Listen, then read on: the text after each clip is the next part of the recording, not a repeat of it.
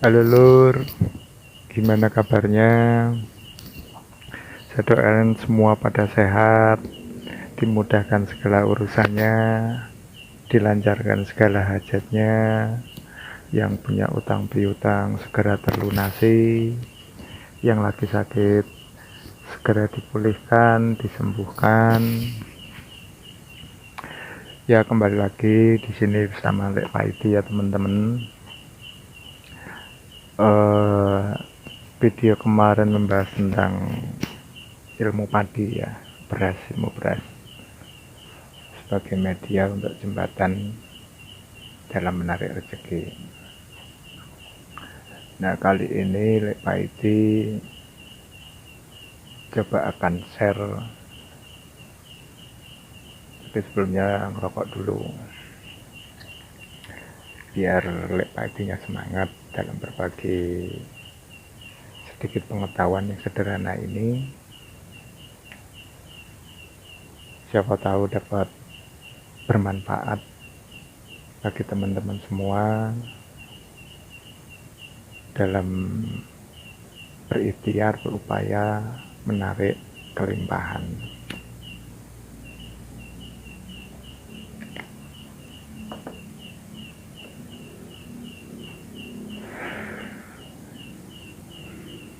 Oke teman-teman,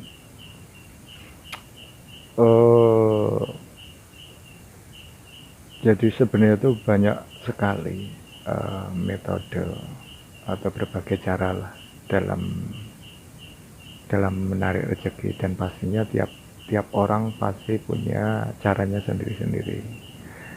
Dan saya tipikal orang yang suka mengkaji, pembelajar lah, coba menganalisa terus menguji kelayakan apa yang saya amati, apa yang saya alami, sesuai nggak dengan apa yang saya simpulkan.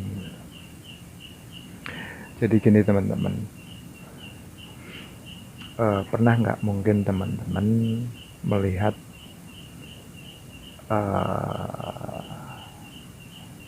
rumah gitu ya, rumah mungkin anggaplah biasa aja, tapi rumah itu rame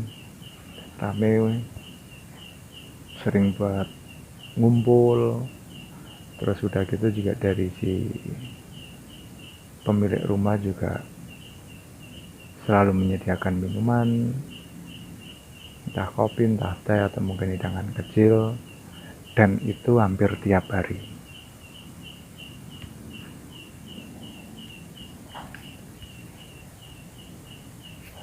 Nah ternyata saya baru ngeh ketika itu ya. Jadi ceritanya itu ketika saya masih tinggal di Jakarta, masih tinggal di rumah petakan, rumah kontrakan lah. Tapi ya sekarang ya puji Tuhan alhamdulillah saya udah nggak ngontrak lagi bersama anak istri saya. Jadi ceritanya tinggal di sebuah kontrakan di Jakarta, kebayang lah waktu itu habis di jalan karena macet di mana-mana. Belum lagi faktor kebutuhan juga pasti udah terus menuntut. Ini mungkin bisa dicoba ke teman-teman. Jadi ketika itu yang saya lakukan, ketika kondisi lagi nggak pegang duit, tiba-tiba kita kedatangan tamu. Kebayang rasanya seperti apa? Pasti udah nggak nyaman sekali. Ya malu, ya minder kan gitu, salting lah. Tapi ketika itu akhirnya saya coba gimana caranya tamu saya harus dilayakkan, nggak kapok datang ke rumah saya. Yang tadinya saya tidak pernah berutang, karena kondisi kepepet, kedatangan tamu dari jauh, mau tidak mau saya berutang ke warung tetangga saya. Saya utang untuk minuman, makanan, untuk menyajikan tamu yang hadir ke rumah saya waktu itu. Nah, udah ketika apa yang saya butuhkan untuk menyajikan yang terbaik buat tamu saya, suasana kan cair kembali, saya penuh percaya diri, ngobrol juga nggak garing-garing banget kan gitu. Nah setelah tamu pulang kan mulai kepikiran, aduh bayar utangnya gimana, mana gajian masih lama kan gitu. Tapi nggak seberapa lama, nggak nyampe seminggu lah, itu rezeki itu ada aja. Entah mungkin nemu uang di jalan, atau mungkin dapat bantuan dari saudara. Nah sekali dua kali polanya selalu seperti itu. Lama-lama saya mulai ada rasa penasaran. Setiap saya nggak punya uang, terus ada tamu yang hadir, terus saya coba berupaya, saya bela-belain utang ke warung, entah utang kopi, gula, atau mungkin makanan ringan, sampai makanan berat, saya sajikan ke tamu saya.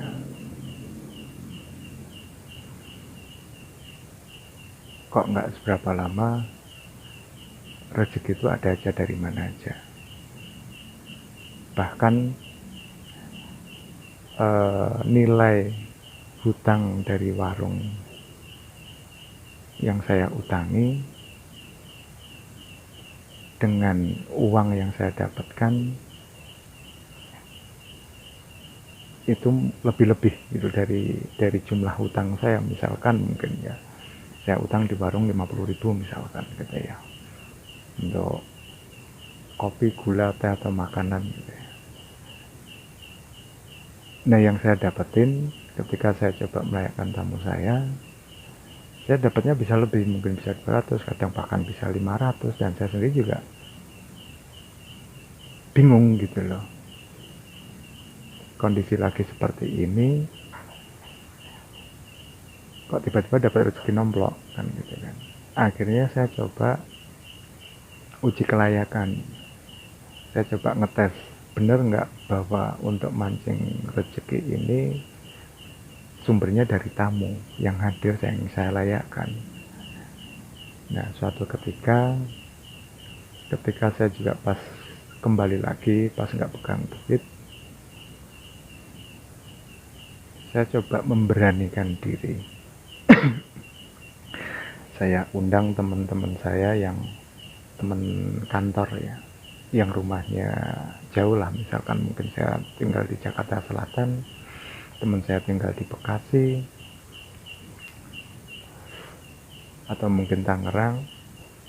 Saya undang, saya suruh mampir ketika pulang kerja. Saya coba gambling, spekulasi, dan pastinya saya berutang lagi. Nah akhirnya ketika teman saya datang, saya berutang ke warung ke tetangga saya, nggak nyampe seminggu saya itu dapat rezeki nomplok. Ceritanya gitu, iseng-iseng ngecek ATM. Ini namanya orang nggak pegang duit, kadang-kadang pikirannya kan ngalut, udah tahu nggak punya saldo, masih aja ditengokin kan gitu kan. Nah pas saya kesana kok tiba-tiba ada uang kecepit di ATM, di mesin ATM. Kebayang dong rasanya seperti apa, betapa gembiranya saya, sukacitanya saya, ada lembaran uang warna biru pecahan 50-an itu kejepit, keselip di mesin ATM. Begitu saya ambil, saya hitung itu sekitar 750. Nah, sedangkan saya utang di warung cuma 30.000 apa 40.000 untuk menjamu tamu saya. Nah, uji coba pertama ternyata membuahkan hasil, tapi saya nggak puas cukup di situ saja. Saya pancing lagi, saya tes lagi. Ketika saya nggak punya uang, saya undang lagi teman-teman saya yang rumahnya jauh, saya layakkan lagi, ternyata dapat lagi. Jadi sumbernya itu saya tiba-tiba dapat transferan uang dari saudara, katanya yaudah buat nitip buat ponakan, dapat waktu itu 400. Sampai ketiga kali polanya selalu sama lur, gitu loh. Nah, di sini saya coba simpulkan, oh ternyata rahasianya ketika kita melayakkan tamu yang hadir ke dalam rumah kita, memberikan yang terbaik, yakinilah, imanilah, maka uang yang kita belanjakan untuk menjamu tamu tersebut, apa yang kita berikan gitu ya, itu akan diberikan lebih-lebih dari apa yang kita berikan ke tamu tersebut. Dan saya seringkali menggunakan konsep ini ketika kondisi kepepet. Jadi di sini yang bisa saya sampaikan bahwa kuncinya tamu itu ternyata bisa buat media, bisa buat jadi jembatan untuk menarik, memancing rezeki kita hadir. Apapun jalannya, kita nggak pernah tahu mau nemu uang di jalan, atau mungkin dapat hadiah, atau dapat uang tips dari klien atau apa, kita nggak pernah tahu. Yakinilah bahwa ketika kita melayakkan tamu kita yang hadir ke dalam rumah, kita menjamu yang terbaik, maka kita pun juga akan diberikan lebih-lebih dari apa yang kita berikan ke tamu tersebut. Oke, itu aja mungkin yang bisa saya bagikan ke teman-teman. Barangkali ada yang sama mengalami seperti saya, bisa di-share ke kolom komentar. Oke gitu ya lur, terima kasih.